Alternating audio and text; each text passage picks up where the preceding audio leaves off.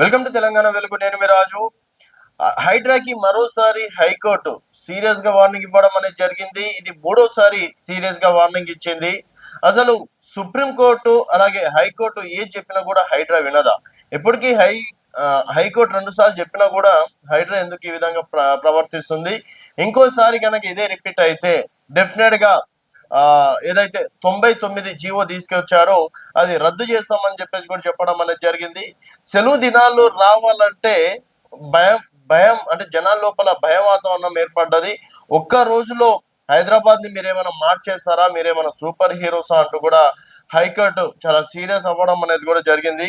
So సెలవు దినాల్లో కూల్చివేతలు చట్ట విరుద్ధం అని చెప్పినా కూడా నిబంధనలు పాటించరా?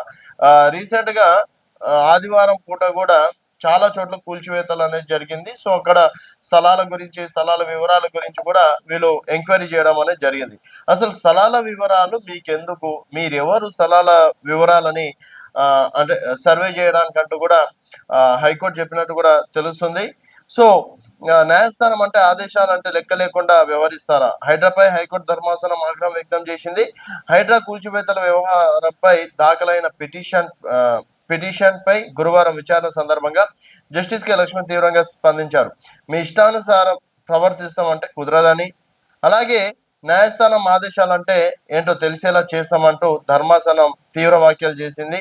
గత విచారణ సందర్భంగా ఇచ్చిన ఆదేశాలతో హైకోర్టుకు హాజరైన హైడ్రా ఇన్స్పెక్టర్ రాజశేఖర్ ను ధర్మాసనం మండిపడింది. పోలీస్ శాఖ నుంచి డిప్యూటేషన్ పై వచ్చినంత మాత్రాన ఇక్కడ వివరించినట్టు అక్కడ ఉంటామంటే కుదరదని మందలివ్వడం అనేది కూడా జరిగింది. అలాగే మరోసారి ఇలాగే జరిగితే మీపై చర్యలకు డీజీపీకి ఆదేశాలు ఇవ్వాల్సి వస్తుందని హెచ్చరించడం అనేది జరిగింది. అక్రమాల స్వాధీనానికి, అక్రమ భవనాల కూల్చివేతకు మేము వ్యతిరేకం కాదని హైకోర్టు తెలిపింది. ఇక్కడ హైకోర్టు చాలా క్లారిటీగా తెలిపింది, అక్రమ కూల్చివేతలకి మేము వ్యతిరేకం కాదు. ఎవరైతే కబ్జా చేస్తారో డెఫినెట్ గా కూల్చివేయండి. అలాగే స్థలాలను కాపాడుకునే బాధ్యత కూడా మనందరి పైన ఉంది. రీసెంట్ గా బతుకమ్మ కుంటకు కూడా మనం చూసినాం. బతుకమ్మ కుంట ఉందని చెప్పేసి ఎన్ని రోజులు చాలా మంది మర్చిపోయిండ్రు. సో హైడ్రా వల్ల అదొక బెనిఫిట్ జరిగింది. చాలా చోట్ల కూడా చెరువులను గుర్తించే ప్రయత్నాలు హైడ్రా చేస్తుంది. సో హైడ్రా సరైన దారిలో వెళ్తే డెఫినెట్ గా హైకోర్టే కాదు ఎవరైనా సరే అప్రిషియేట్ చేస్తాం. కాకపోతే నియమ నిబంధనలు అనేది పాటించాలి.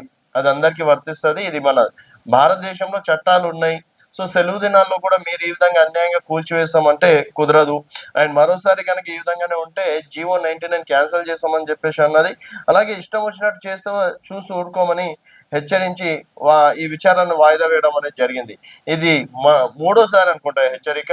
ఆల్రెడీ ఒకసారి హైడ్రా కమిషనర్ రంగనాథన్ గారు కూడా విచారించడం, తర్వాత అక్కడ కూడా సీరియస్ కావడం అనేది జరిగింది. సో అప్పుడు కూడా చెప్పింది ఏంటంటే సెలవు దినాల్లో హైడ్రాకి పని చెప్పకండి, మిగతా రోజుల్లో హైడ్రాకు పని చెప్పండి. సో సెలవు దినాలు రావాలంటే చాలా మంది భయపడాల్సి వస్తుంది. ఎక్కడ బుల్డోజర్ వస్తుందో, ఎక్కడ మా నివాసాలు కూల్చేస్తారో అని చెప్పేసి. అండ్ రీసెంట్ గా పేదల ఇల్లు కూల్చేశారు అని చెప్పేసి కూడా కోర్టులో పిటిషన్ వేయడం, తర్వాత వెంటనే ఈ కేసుని హైకోర్టులో తీయడం, తర్వాత ఇన్స్పెక్టర్ని కూడా పిలిచి మందలించినట్టు కూడా తెలుస్తుంది.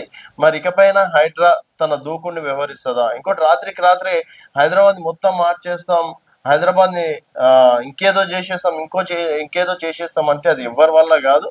సో మీరు కూడా కాస్త ఓపిక పట్టండి, సమయం తీసుకోండి అని చెప్పేసి కూడా హైడ్రాని స్ట్రాంగ్ వార్నింగ్ ఇచ్చింది. మరి హైకోర్టు ఈ విధంగా హైడ్రా పైన అంటే వార్నింగ్ ఇవ్వడాన్ని మీరే విధంగా చూస్తున్నారు? నిజంగా హైడ్రా తన చట్టం పరిధిని కాస్త అంటే మితిమీరుతుందని చెప్పేసి మీరు భావిస్తే మీ అభిప్రాయాలు కింద కామెంట్ రూపంలో తెలియజేయండి. చూస్తూనే ఉండండి తెలంగాణ.